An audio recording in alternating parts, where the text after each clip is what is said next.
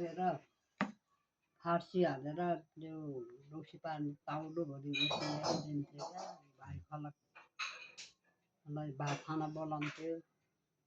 दसैँमा दसैँमा त्यसरी खानिदिन्थ्यो बजी माइजूले क्या त्यसरी त्यो बजी माइजू पनि छिटै मरिगयो बर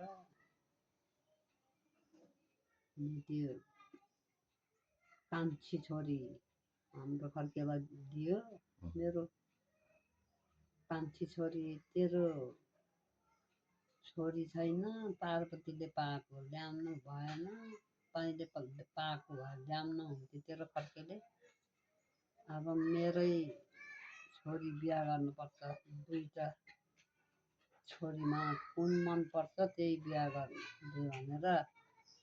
बजी माइजूले त्यसरी कर लाएर मैले खर्केलाई बिहा गरेको क्या कान्छी बहिनीलाई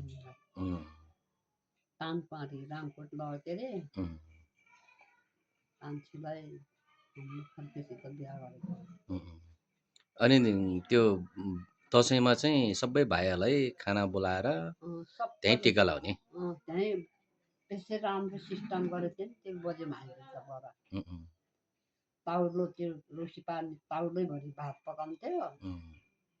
अनि त्यो आफ्नो छोरा बुहारीहरूलाई जम्मालाई भात खान बोलाउँथ्यो अब त्यो बुढी मरेपछि मैले हो के अरे खाना दिने तिमीहरूलाई अब तिमीहरू कोही पनि आउँदैन अब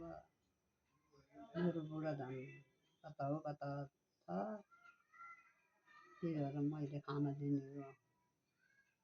दसैँमा टिको लाउन आउने टिको खाना दिने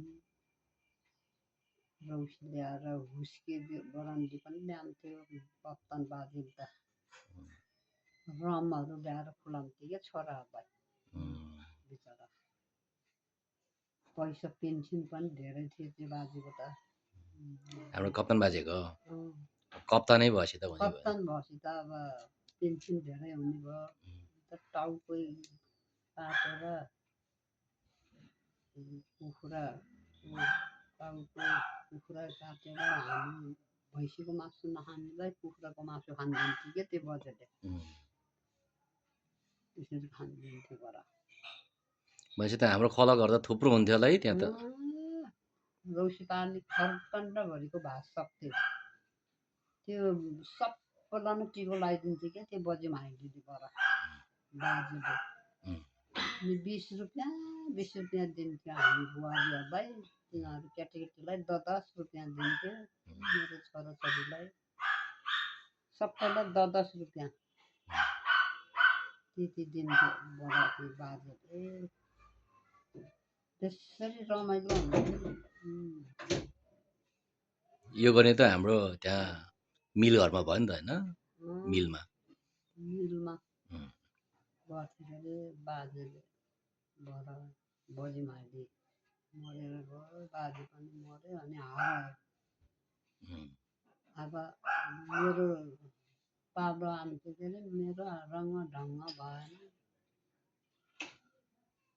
त्यो मिलन दाई पनि कहिले बाहिर जान्छ कहिले कता जान्छ त्यहाँबाट त आयो टिको लगाइदिने हो के अरे भाइहरूलाई आउनु अनि अब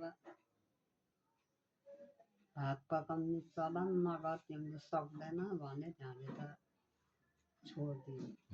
ठिकै छ नि त अब उमेर पनि म त अब 84 85 86 वर्ष भयो बाबु अब पकाउन नि सक्दैन अनि पोकाला बिहारहरू राखेको मिलाउनु कोही आएर खाएर आयो मैले टिको लगाइदिएँ के अरे धेरै त आउँदै आएन ल अब आउने हो अबको दसैँमा ल भनेर आउने हो दिदीलाई सल्लाह गरेर मान्छे हालेर नि पकाउनु पर्यो मेरो बेहुरालाई त खाना दिनु पर्यो नि म त अहिले त गरिब त छैन नि खाना दिन सक्छु मैले गरिएन भनेर